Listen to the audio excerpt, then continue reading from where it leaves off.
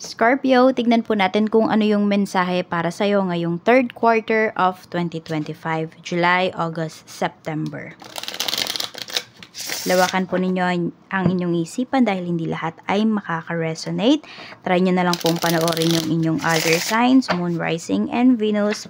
At sa mga hindi po mag-i-skip ng ads, maraming salamat po. At pasensya na po kayo kung hindi ako regular nakakapag-upload dito sa ating channel nung ilang araw ang nakalipas. Sobrang busy lang po pagdating sa private readings at sa rituals. Di po kasi ako nagvi-video kapag sobrang pagod dahil ayoko namang ipasa sa inyo yung mga nasagap kong negative energies towards my private clients. Kaya, ayun. Nag-cleanse muna ako. The time is now. Yan po ang sinasabi sa inyo. Kaya kung meron kayong gustong gawin, meron kayong inaasam, it's time to take action na ngayong quarter na ito. It's in the future. At mahalaga po itong gagawin ninyo kasi magmamatter din ito sa future po ninyo. Mas makikita ninyo yung epekto nung gagawin ninyo ngayon sa future. Give it time, it's in the works. Ayan po. So, wag din daw kayong magmamadali. Yan po yung sinasabi sa inyo. We have number 8, 39, and number 1. Okay? So, tignan po natin. Ano pa yung mensahe for you, Scorpio?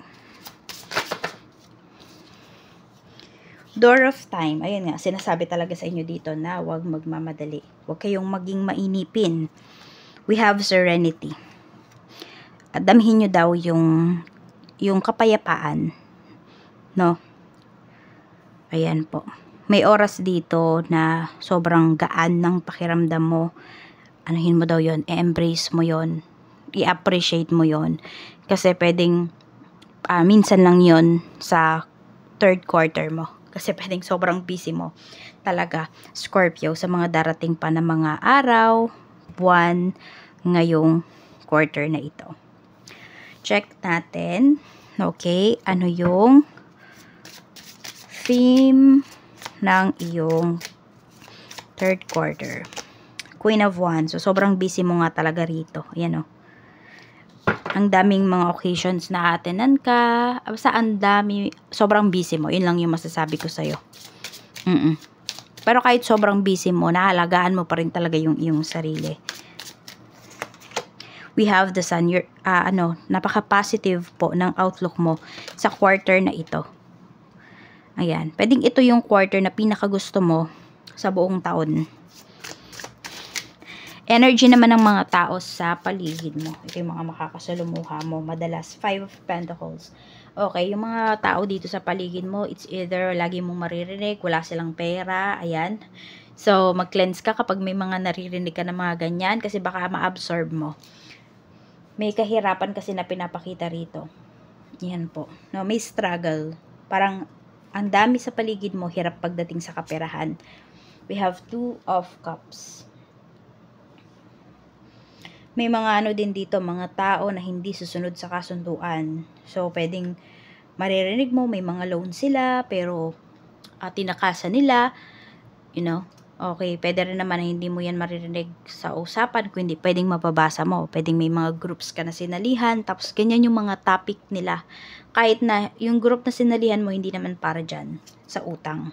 We have Wheel of Fortune. Meron din naman mga tao dito, sa paligid mo, yan, makakasalumuha mo, masasabi mo na ang swerte nila sa kanilang asawa. So, meron dyan, laging pinagmamalaki yung asawa niya. Oo. Let's see, pagdating naman sa struggles. Okay, ano ba yung pwede mong maging struggles, Scorpio, this quarter? Okay, mag-ingat ka, may maninira sa'yo rito. Naiinggit to. Pwedeng katrabaho mo to. Ayan, more on katrabaho mo nga ito. Tapos, kung kung kayo ay magko-cross country, pag-isipan nyo muna pong mabuti. And meron ako nakikita rito na pwedeng makasal this quarter and pwedeng sa malayuan kasi malayuan yung nakikita ko rito. So, pwedeng sa Pinas naman yan pero tawid dagat pa kayo ng person mo.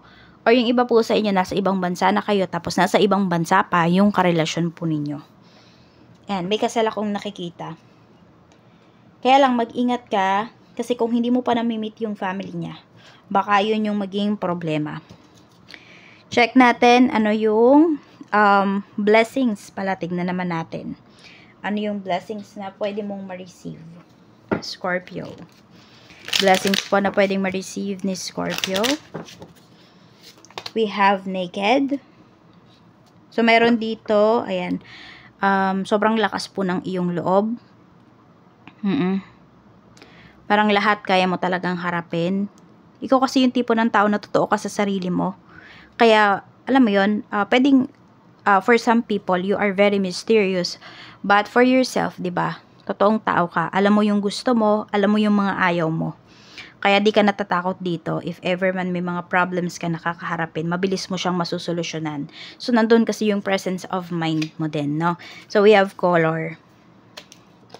So, marami dito, ayan, ma-express mo din talaga yung iyong sarili. So, mababalance po yung iyong heart chakra. We have award. So, more on nakikita ko talaga dito pagdating to sa trabaho mo. Ayan po. Okay, may mga awards ka na marireceive. Kasi, naging totoo ka sa sarili mo. Nabigay mo talaga yung best mo pagdating sa work. And, ayun, na-express mo talaga yung feelings mo. Na-express mo yung pagiging creative mo. So, sabi ko nga, sobrang pagod mo ngayong quarter na to, but ito yung pinakagusto mo. And also, yun nga, sobrang busy mo talaga. Hectic po yung iyong schedule. Pero, sulit naman. Check natin sa love life po. Sa mga single, kamusta naman ang mga single na Scorpio? Ngayong quarter na ito. So, King of Wands. Pwedeng meron kayong mga maka-date, ganyan, makausap. Pero, tignan nyo rin po. Okay. Looks like meron ditong tao na gusto kang seryosohin. Or seryoso talaga sa'yo yung taong to. May i-offer siya sa'yo. I mean, meron siyang kayang i-offer sa'yo. Ayan. So, kilalanin nyo lang syempre. Doesn't matter kung ano yung gender po ninyo, no? So, yun. Looks like meron dito magkakaroon na kayo ng karelasyon this quarter. Sa mga in a relationship naman po, we have Queen of Pentacles. And we have the moon. So, ingat kayo kasi baka magkaroon kayo ng pagtatalo ng person mo in terms of career, in terms of finances. Oo.